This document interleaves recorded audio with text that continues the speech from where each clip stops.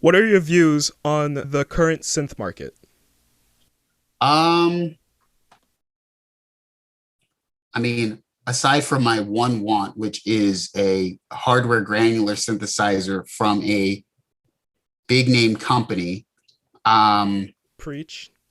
that's all I want. Korg can do it, Yamaha can do it, anyone can do it. My thing is, I honestly think that accessibility is fantastic for people who want to get into things, but I also find it, and I don't really know how to feel about this, so maybe you can tell me how you feel about this.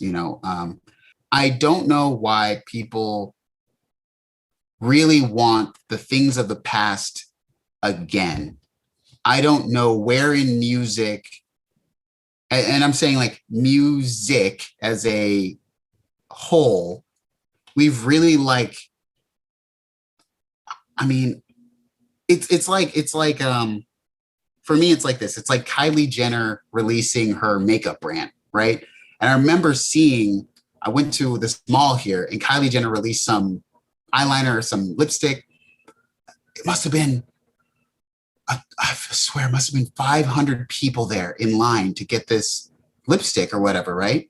And I thought to myself, I said, well, it's not like a pair of shoes where like you can see that you're wearing them and people are like, oh, dang, like that's crazy. Them crazy shoes. That's amazing. And that's the same thing to me about like music. Like Kylie Jenner's makeup goes on the face and people say, hey, you look good. Okay, great. But most people don't say you look great. What specific things that they use? They're thinking about your technique in the thing that you did. And so when I see the current synth market with something like a Behringer releasing all these old synthesizers and yes, they're lower prices and whatever. I always wonder about like, but like, who cares? Like what is someone? How far does someone go when they're like, oh, what did you use on this? And they're like, oh, Poly Six. I'm like, oh wow, great Poly Six. Oh wait, do you mean the original Poly Six or the Behringer Poly Six? And it's like no one cares that far down. Like one of my favorite musicians of all time is Flying Lotus, right? And it's funny. Well, anyway, on his record, "You're Dead," which is my favorite album from him. I don't care what equipment. I can hear things. Okay, that's a Rhodes. Okay, I can hear that's a guitar. My thought is always, how did you think of putting all this together in this way? It's like an incredible. Like I want to know his arrangement techniques for how to get these to blend together, like in a cohesive thing that doesn't sound like it's just a jumble of instruments. And so for me, it's like in the synth market today, I feel like companies are selling nostalgia more than they're selling forward thinking ideas about how to make things better for musicians, right? Just because you sell a 303 that no one can have now at 139.99, how does that change anything? Like it's just another what do you call it? Like another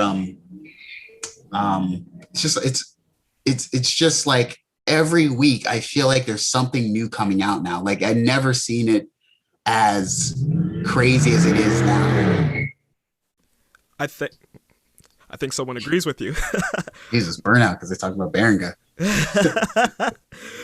I've spoken about this on my channel with some other guest, and I have the same sentiments as you. To me, it makes no sense. Now, I'm not going to pretend that I had access to a Prophet 5 from back in the day. I'm not going to Yes, pretend I've ever played a Jupiter. That's the honest truth. So, sure. even though I love music from that time, I also consider the fact that those aforementioned synths came out to push the envelope of what you can do with a musical instrument. It Yes, seems like yes. companies have taken 7 steps backwards by re-releasing them and giving them a USB output. I really like Sequential. I think they have put Yes. out some incredible instruments, but when the Rev 4 came out, I'm like, like you basically reissued something that we already have, and that in software they're able to do so much more with. And I understand there's always going to be someone that wants to get those old synthesizers, but those old synthesizers still exist. And yeah, they're probably going to break down, but there's a reason why they're going to break down. They came out in the 80s. They came Yes. out in like the 90s, if you want to even go for like some old virtual analog stuff. I want I want what Logic has, and I want it in a hardware synthesizer. And I know some people say, well, it's going to be a VST in a box. The approach is completely different. Yes. The approach to having Exactly. keys and knobs in front of you that you don't have to click and use your MIDI mapped keyboard or whatever. Like, I prefer that. I want a real hardware synth that pushes the boundaries of what it means to have an instrument in front of you. Like, I love Roland. I have a Mhm. DO5. I Mhm. picked up the DO5 because I love those sounds, but at the same time, after having it for a couple years, I'm like, what's Roland going to release next that's going to Nothing. put out? They're not going to Another release anything. 808. Yeah, exactly. And I'm so sick of that. When they release all the TR6S, the 606, and it's like, who really wants this? What are you really doing? Like, I can't justify in my head buying an instrument that you barely put any R&D into. You put it in a new chassis and that's it. We need something new. Like you said, granular exists. Give us a good granular synth. Yeah. Give us a FM synth that I actually want to work with. Like, maybe the Op 6 is that. I haven't tried it yet. I can't get it in my country. Give us good wavetable synthesis. Give us additive. Give us something new. Like, I can assure you, the analog people won't be interested in it because they're purists, whatever Yeah. that even means. But there will be so much more people who are interested in this wicked new synth that Korg put out that is digital and makes sounds that we've never heard before. And they can do it, but I don't know why they don't. And it really turns me off from the current synth. Like I don't know, like there's really no synth I really like. The Quantum I like. That's the Yeah, current synth I but like. But aside from it's that, inaccessible. Like I just I don't think I realized until more recently, as I've gotten older, that something that costs over $2,000 that you're not making money from is an exorbitant purchase that almost no young person can really like. Because I'm thinking like when I was like I don't remember, maybe I was like 20, probably when I was like 20, I don't know, maybe the Little Fatty was out or something. And then I was like, I'm broke college, maybe right after I'm still broke. I'm like, I can't spend, I think it was like $1,500 or $1,600 for the Little Fatty at that point. yeah, That was like, I would have had to save because I was right on the edge at that point. Maybe I was making like $1,500 a month at that point, right? And I'm living in a 1-bedroom apartment that costs $750 plus I got a car payment that's like $300. I would have to save for like multiple. I would have to save diligently for at least a year or more. Meaning, all of my fun money, all of my drank money was going into the $150 that I'm scrolling away to buy this thing, right?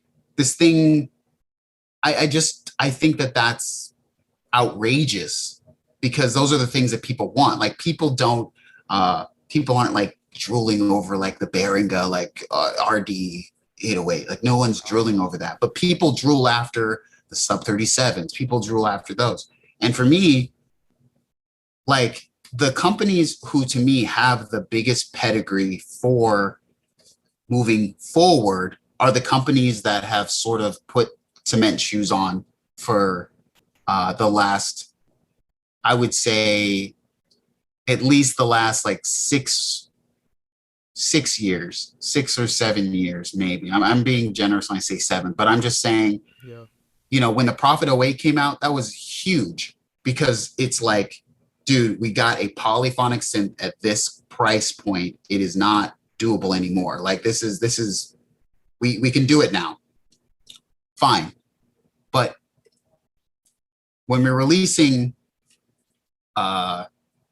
things, can't they be like, if things are getting cheaper and things are getting easier to obtain, shouldn't not just the prices, like the prices don't have to necessarily come down, but the technology needs to go up at least. And everything, if we just keep releasing to, ladder filter Moog with a different faceplate, it just makes me, for me, it makes the value go down. You know what I'm saying? Like, yeah, keep selling the grandmother for like $800, but it's like, all right, ladder filter again, ladder filter oscillator. We're like, what? Come on, like It's the same thing. it's the same thing over and over and over. And then when you have Behringer just doing the same thing,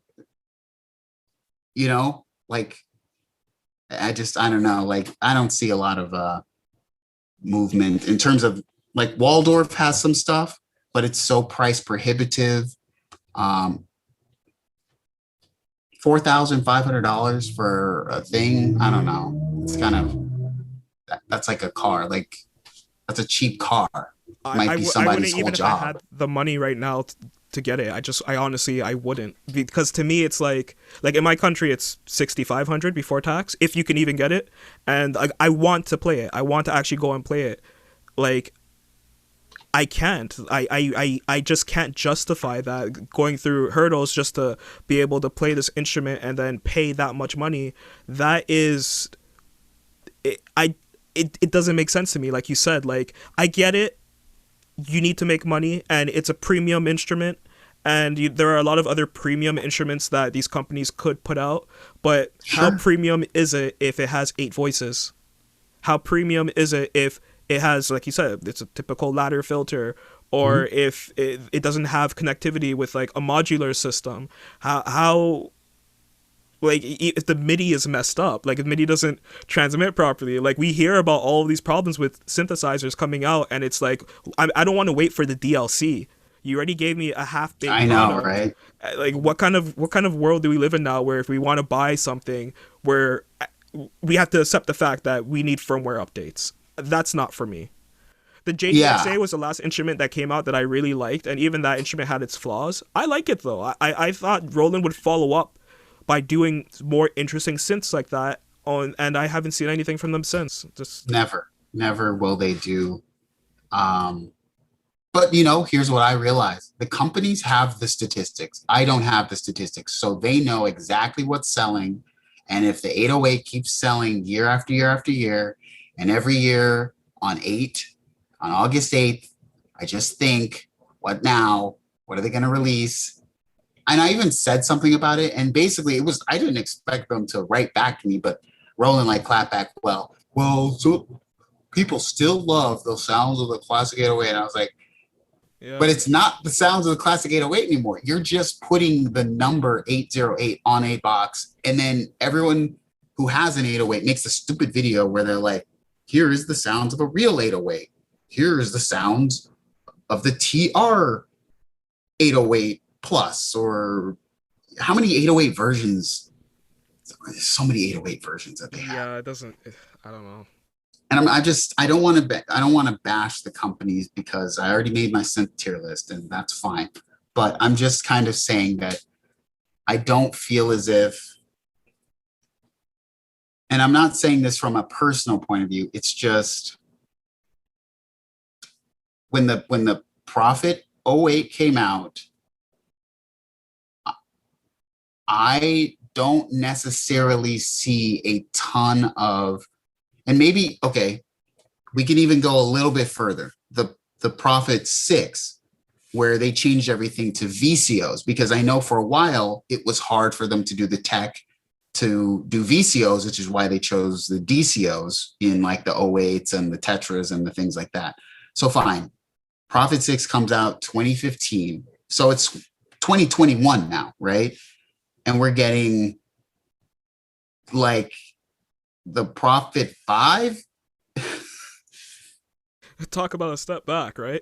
Yeah, like I am aware that it's like newer, but it's actually older. So And then I think of like what companies, like Modal is probably my favorite company, even though they don't do exactly what I wish they would do. Modal definitely knows where they fit as a boutique company. Um, but I mean, it seems like a lot of people are enamored with Eurorack, which I'm not at the moment. So, but yeah, I mean, I haven't bought it since the Prophet 6. That was the last one I bought. And that makes a very good point. There's been only, I think the Modal O2, the Modal 002 came out around that time, maybe a little after. But aside from the Modal 002, I would not spend $1 on a synthesizer. And if something broke, say my Tempest breaks, I would just buy another Tempest. I would not, there's just no, I just don't think there's any reason. I'd rather just buy the VST of the Prophet 5 from, who makes that? Arturia? Yeah. It's just, Yeah. At this don't point, we have better things to do with money?